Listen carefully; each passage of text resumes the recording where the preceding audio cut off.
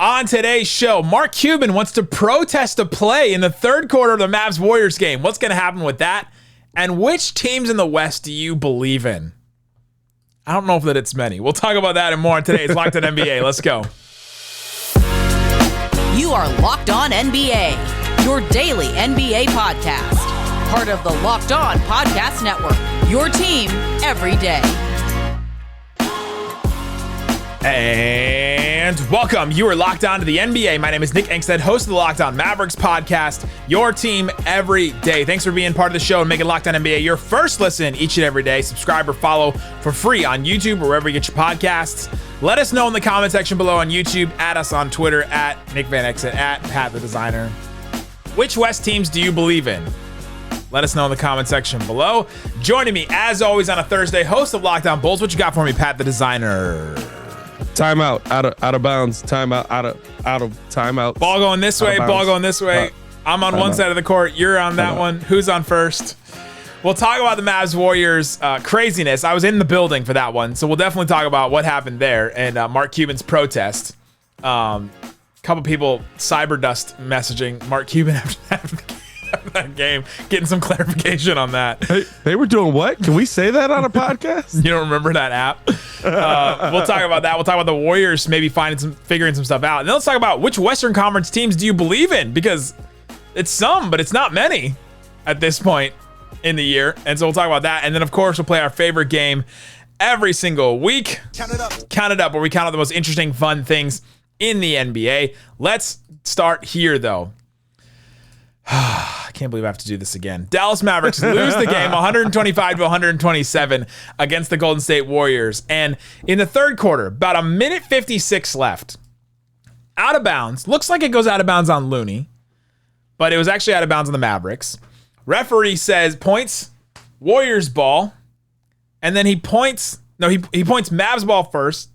No, he points Warriors ball first. Warriors ball first. He goes back, and then he goes Mavs ball. Mavs timeout, and he double points. And so everyone's confused. And then they go to the actual timeout, because Mavs did call a timeout.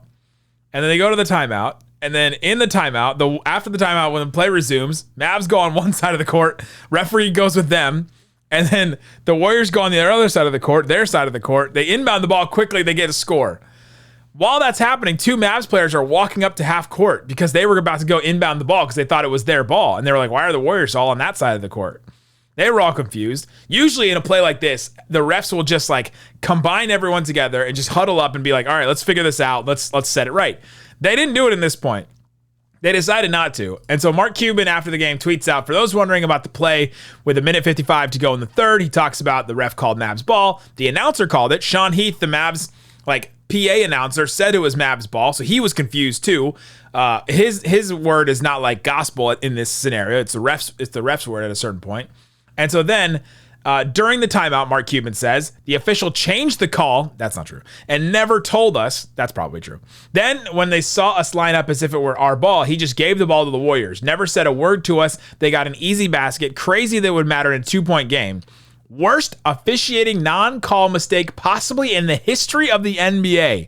All they had to do was tell us, and they didn't. Shams Charania reports that the Mavericks are going to file an official protest, which they have to do within 48 hours. It takes 5 days for the Mavericks to present their evidence. Then the commissioner, Adam Silver, has 5 days to review that evidence, and then they make a ruling. Mavericks also have to pay $10,000. Pat, the designer, is that a $10,000 donation the Mavericks just made to make this protest, and why are they doing it? Yep. And they're doing it just to kind of pile on a little bit more. On the referees have been very awful throughout the entire NBA this season. There's a handful of refs that we really can look at and be like, good job, bud. Keep doing that, please, because we don't see it enough. Well, we don't know their names is the problem. Like, we know all the names of the refs that aren't good. And that's the good part. You know what I mean? Like there's literally a ref. I like him. He looks like Gucci Mane. Call him Gucci Mane ref. Like, that's literally what I call him. It's Gucci ref. And here's the best part. Everyone listening knows who Gucci ref is. You know what I mean? Like, you know what I'm talking about. But anyway, but to me, this isn't on the referees as much as everybody would like. I think this is why Dallas wants to jump on. This is not on the refs. I watched that play probably 15 times after you sent me what Cuban said, literally from different angles. I watched it zoomed in before, right? They put it on ESPN zoomed in. I just zoomed in on it myself because you can do that on YouTube now. I didn't know that. That's pretty cool. You literally can see the ref say Warriors ball. Yeah. And then he turns, points to the Mavs bench.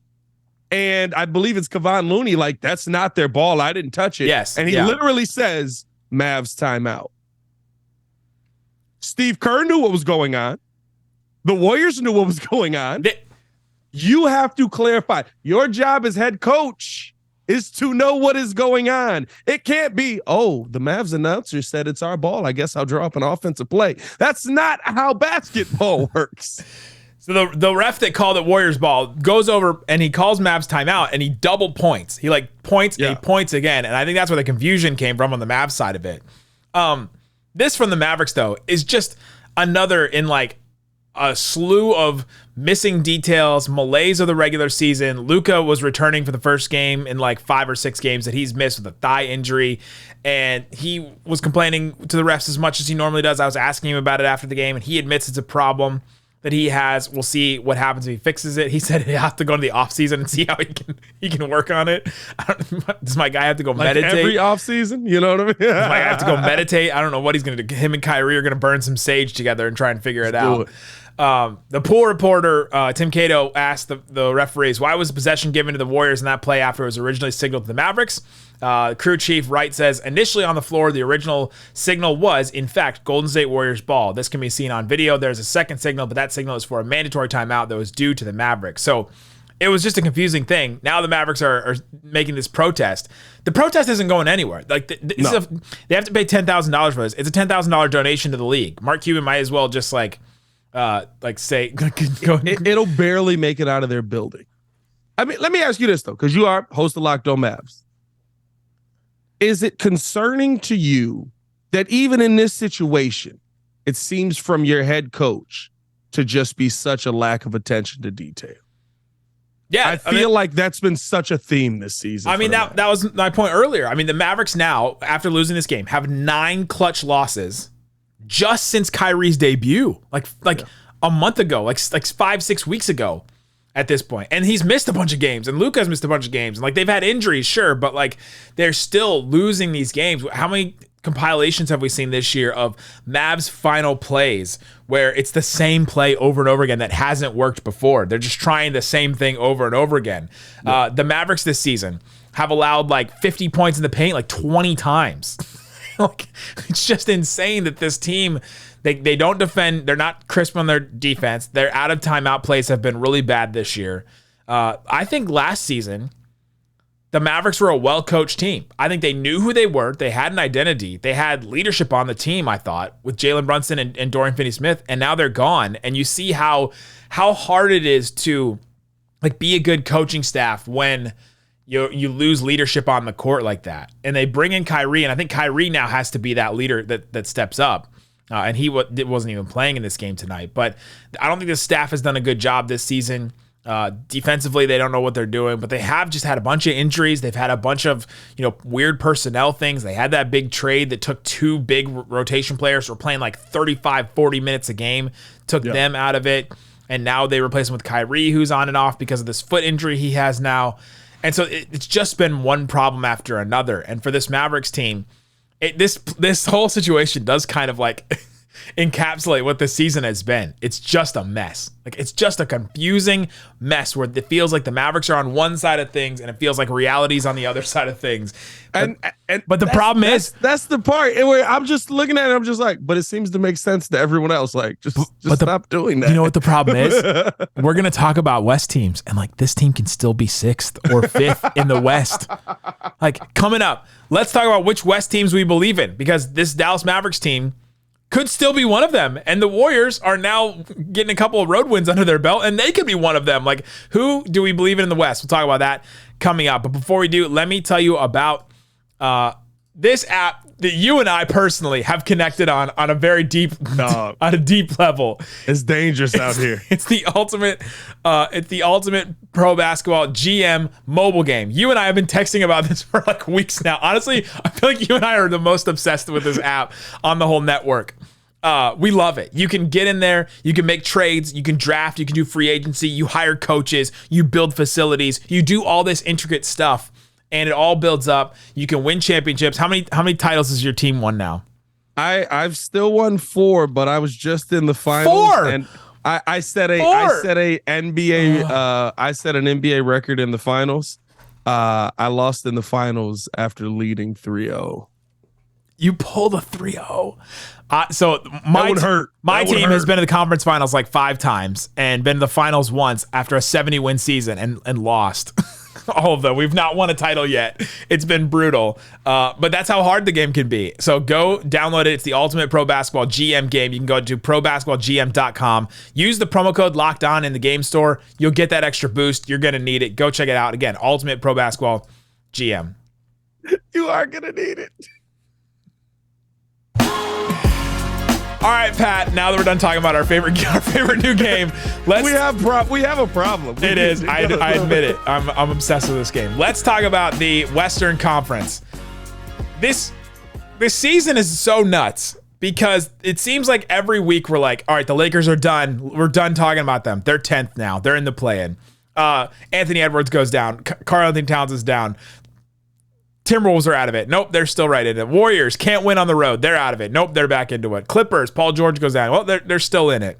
Yeah. Mavericks, they lose games all the time here and there. The 4th seed to the 12th seed is separated by 3 games. 3 games at this point.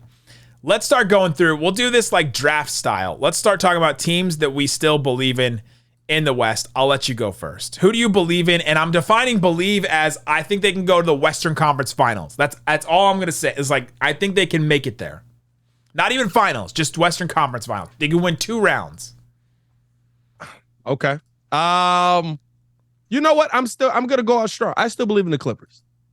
We're Clippers. Starting there. We're starting with the Clippers. We just lost Paul George probably for the season. But facts, right? And that's the major loss. But that Clippers team was built pretty deep. Hey, I don't even know if Darian Vaziri of Locked On Clippers believes in the Clippers. Well, Darian's got history with this team to tell you he doesn't believe in them. He's been a Clippers fan for like 18 years. Just to make the Western Conference Finals. I didn't say they were going to get to the NBA championship out here.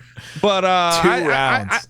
I believe in the Clippers in a way that if Kawhi Leonard is healthy, I think we've seen that with everything that's great in the Western Conference, he's still one of the most dominant players on the basketball court. And when you see him on the court, he goes out there and proves that on a night in, night out basis. It's actually impressive. Like I get why like they did the whole like I love you robot thing. Like when you watch him play, it's just like you're a machine. You don't remember that? I think that was on like they clipped like his laugh and then like the TikTok kid. He's like, I love you, robot. But it's one of those things where to me, I look at, okay, who's got the deepest team and who's going to have one of the best players. And I think that to me, it's still the Clippers just because there is a little bit of defensive intensity kind of in their game because of Kawhi. But a lot of that was also involved with Paul George. So that could change. They are 14th in the league in defense right now. They are over the last 2 weeks are 18th in the league. Or they're they're not. They have not been good. They're going the other direction. They're going in the wrong direction. Losing PG will hurt you. We're losing recipes. The Clippers is your first pick. I'm still going Nuggets. Give me that. This team should come out of the West. Like this is the team right now. Still, if you're looking at a team, got the multiple time MVP. I still believe they can make the Western Conference Finals for sure. Like I still think they're one of the deepest teams. Their top 5 is really good. They have multiple guys that can just go off on you.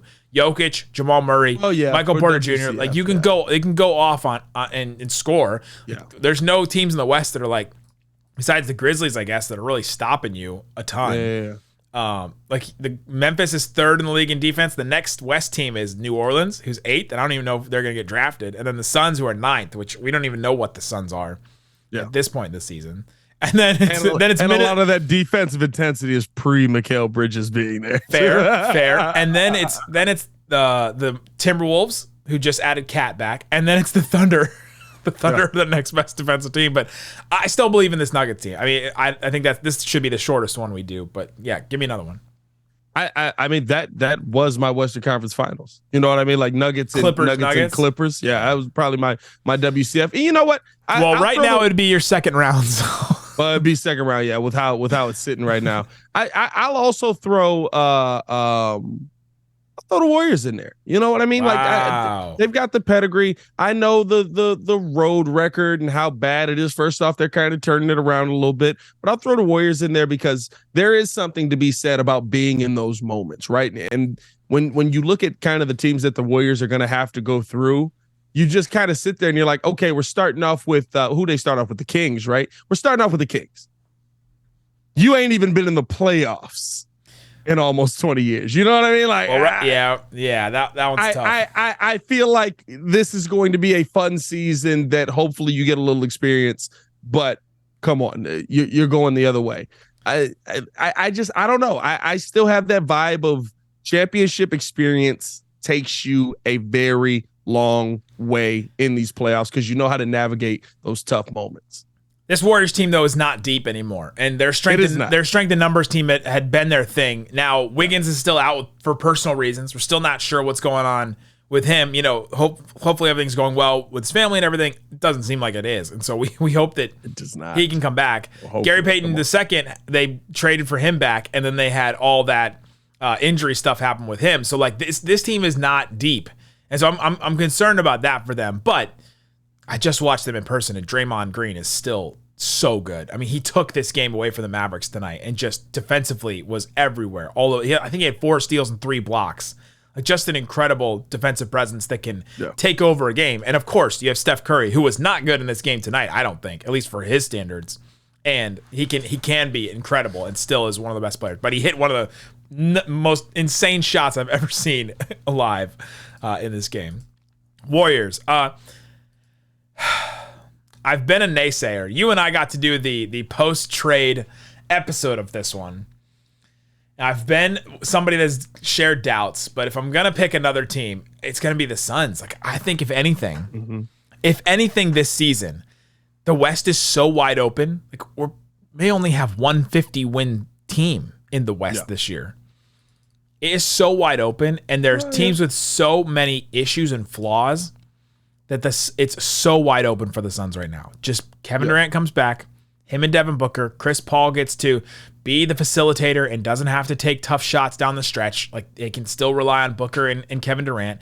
Ayton can just man the middle if he can just, be fine with that team and be okay with his role for the rest of this season and can play that, rim protector, rebounder type guy. And they get something else from those other guys, their end of the bench guys, the Okogis, the who's left, the Damian Lees, the Terrence Rosses, the Ish Wainwrights, like the Torrey Craigs. Like if they can get something from one or two of those other guys, like I still think that this team can go to the Western Conference Finals fairly easily to me. I was with you on that, but my biggest concern, and when they made it, I said this is the Suns. Until I forgot to say campaign, right? If I didn't say campaign, you're campaign. Like, no. I was with you on that, and right when they made the trade, I said I thought the Suns, this is their year to get to the NBA Finals. Like they should be able to win this thing. Yeah. All until you saw Kevin Durant go down, and it just seemed like the Suns forgot how to play basketball. Well, you know what I mean? So, like, I think that, right, like, when they traded 2 rotation players away, and when you lose him and you don't have those two like that hurts. But it does hurt for sure. But when one player goes down and you still got Chris Paul, Devin Booker, and DeAndre Ayton, and you can't figure out how to beat some of these teams, it brings a little more pause into my mindset with how far you can go. So I hope Kevin Durant. Here's our long shot one, right? Here's our long shot one. Oh. Just throw it out there. How far the Lakers get? Yo, and here's why I say it. Here's why I say it. They win tonight. For everybody listening on Locked On, pause it right now. Pause it right now. I want you to answer this question. How far behind the Suns are the Los Angeles Lakers? Pause it. Give your answer, press play. Like legit. When you figure out that it's like, oh, they're 2 games back. Oh, they really could be like a top 4 team in the Western Conference. And they have LeBron and AD. He's not playing, though. Where's LeBron? Is he coming back? I would hope he'd be back for the playoffs if once they get there. If they can get there, I'll play into. You got LeBron. Imagine this: you fight all year. You're the sons of the Timberwolves, and your reward is LeBron James and Anthony Davis in the play-in tournament. Got a kid that's driving, and then you get either the Nuggets or the Grizzlies. How far you got the Lakers going, Doug? I don't know. I was looking up to see how old Bryce James is. Is he driving too? He's 15. He's 15. He's got a kid with a driver's license and a kid with a permit. We're relying on LeBron James at this point. Yeah, I don't know about the Lakers. That's not a team I believe in at this point. As much as I know you love Austin Reeves, he's the new Alex Caruso, but I just can't get there with them. Austin Reeves is a weird. He's got to shave the head. You got to full shave, bro. It's part of our identity. I know. Yeah, I think that's out. I think I'm out at West teams I believe in. I think I believe the Mavericks can get there. Yeah. Like if everything goes right for them, like I think there's a path for them. I do not believe in them to get there. Like I'm not betting on. I'm not going to FanDuel and putting down the money that it take for them to get to the Western Conference Finals. But I think they can get back there because I think Luka and Kyrie can get that hot. And I think the Mavs, if they're hitting threes, can beat anybody. But I don't believe in that. I think my list may end at Denver, the Suns, and the Warriors probably. Because the Grizzlies have a bunch of issues. The Kings, I think, are a great story. But I don't think their defense is so bad. Like, you just cannot. You can't win in the playoffs when your defense is that bad. Like, we haven't seen it in a while. Kings need to win as much as possible so that they can avoid matchup nightmares. Well, I mean, where are they going, though? I mean, I'll say this: their first round matchup won't be decided till the last day of the season. So I don't know if you can find your way to 2. I might pick the Grizzlies over, or the Kings over the Timberwolves. If you can find your way to 2, I can't pick the Kings over the Warriors. Yeah, but we're still trying to figure out who's going to win in the play-in. Yeah, well, that's true too. I mean, right? Like it could still be Lakers. Oh, yeah, that's a tough get. Here are their matchups. It could be Lakers, Mavericks, Thunder, Timberwolves, Warriors. Like that's a tough get. I mean, those are and Clippers even. Like those are your options basically. Pelicans, Utah, just in case David Locke's listening. Utah. Yeah, we did mention Utah. Those are the West teams we believe in. Let us know in the comment section below which West teams do you believe in. Coming up, count it up, where we count out the most interesting, fun things in the NBA, including Ja Morant's return to play. How soon is too soon? We'll talk about that coming up. But before we do, let me tell you about FanDuel. FanDuel is the number one sportsbook in America. It's the number one sportsbook for Locked On as well. Those Western Conference odds, conference winners, we got them right here. We just talked about who we believe to win the West. Who do you think FanDuel believes will win the West? Who's number one, you think? I would say they probably still got Denver. Denver, plus 280. Real close after that. Suns, plus 290. Yeah. Little gap, Memphis, plus 450. Another little gap, Warriors, plus 500. Then a big gap, Clippers, plus 1,100. Mavericks plus 1,300. This is to win the West. So this is who's going to the finals, basically. Or, yeah, to come out of it. Yeah. And then Sacramento Kings plus 2,100. Kings are below the Lakers. They're at 2,100. Mavericks are plus 1,300. Like LeBron don't play for the Kings. LeBron is the king. He's the king. The Kings don't play for the Kings. He's the washed king. So if you feel the washed king. You remember that? You remember the Washed King? I do. If you want to bet on the Washed King or whoever else, the actual Kings, you can go to FanDuel. Go to FanDuel.com/lockedon. See what's available for you. Get a no sweat first bet up to $1,000. Guys, check it out at FanDuel.com. All right, Pat. Thanks, everybody, for hanging out with us on Locked On NBA, making us your first listen today. Go make your second listen today. Locked On Mavericks, Locked On Bulls. We got great stuff. Even though our seasons are falling apart, we still will continue covering these teams throughout the offseason. And now let's do our favorite game every single week. Count it up, count it up, count it up, count it. Where we count out the most interesting, fun things in the NBA, including Ja Morant returning to action against The Houston Rockets got in there, had a poster? Question mark. Wait, let's do the mini count up first. Count it up. Is that a poster? He dunked over KJ Martin, right? Wasn't it like it's a whip around and then back, and KJ Martin's in the picture.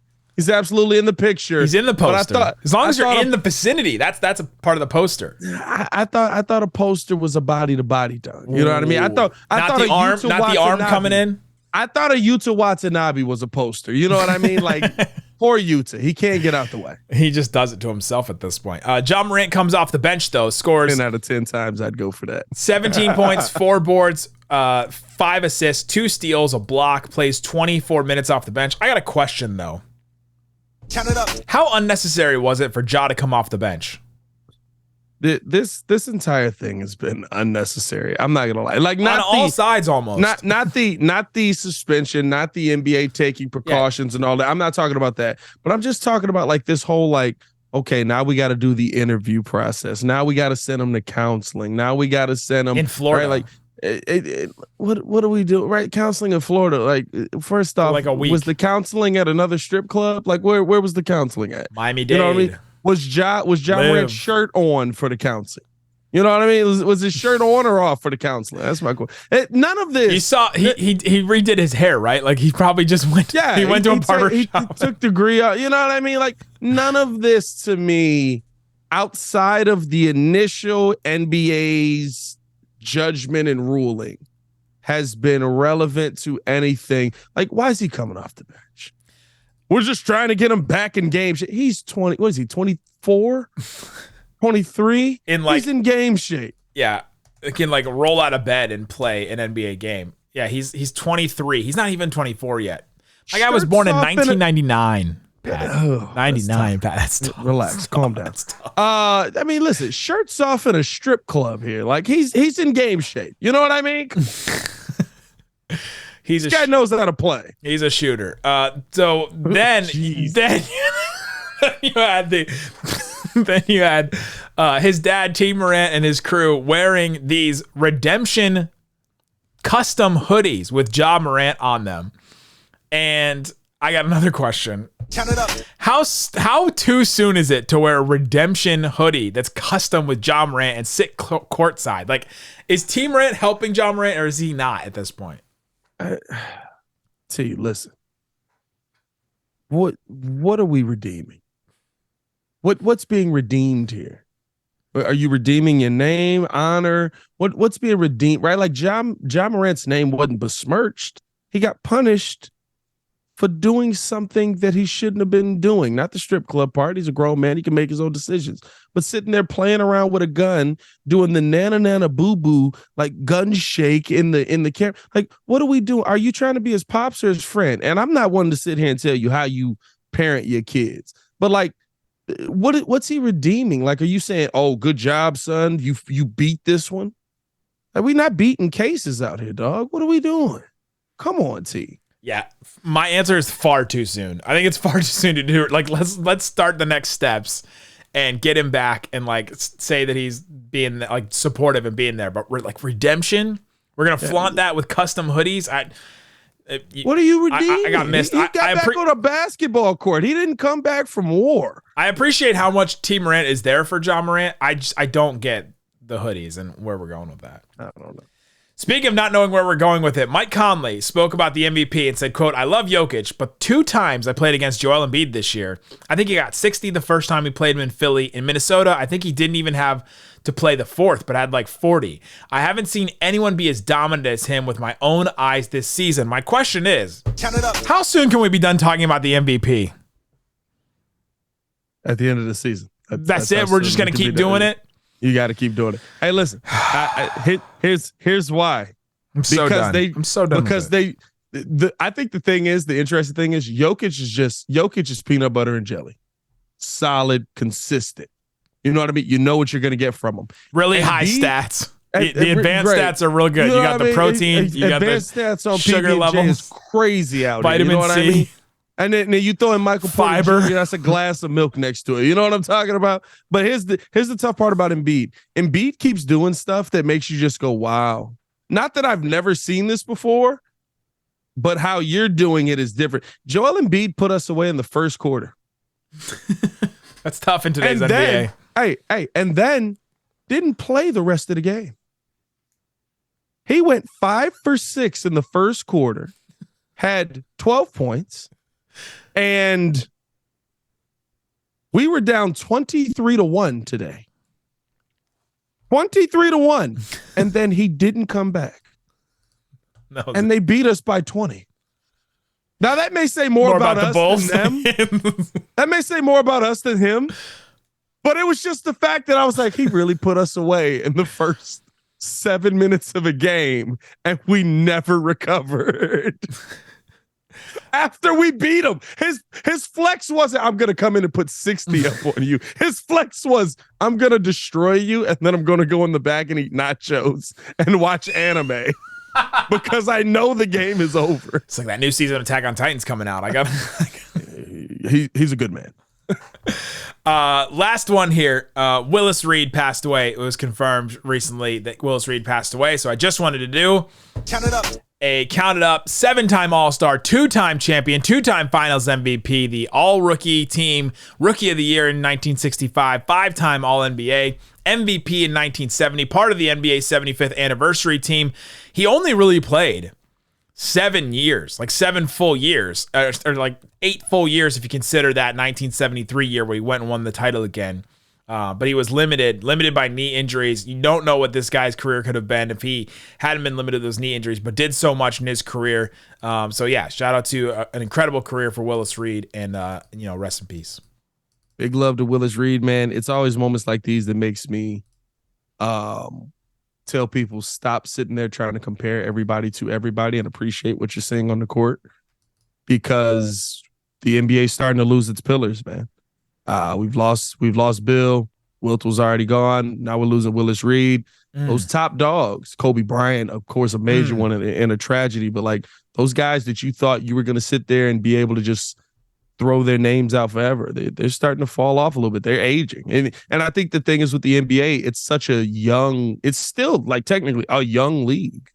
So all of our pillars, we've grown up and also they've been alive, yeah, our entire lives. So enjoy these people's games for what it is, man. These guys come out and they put their hearts on their sleeve and they entertain us night in and night out. And it's a much more entertaining game when you could watch it from that aspect and not, is he better than Michael Jordan?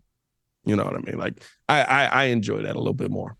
Absolutely. Guys, thanks so much for hanging out with us on Locked On NBA, making us your first listen. Go make your second listen. Locked On NBA Game to Game. You hear from guys like me and Pat breaking down our teams. I was in the arena. You can hear the lack of excitement in the arena after on mine.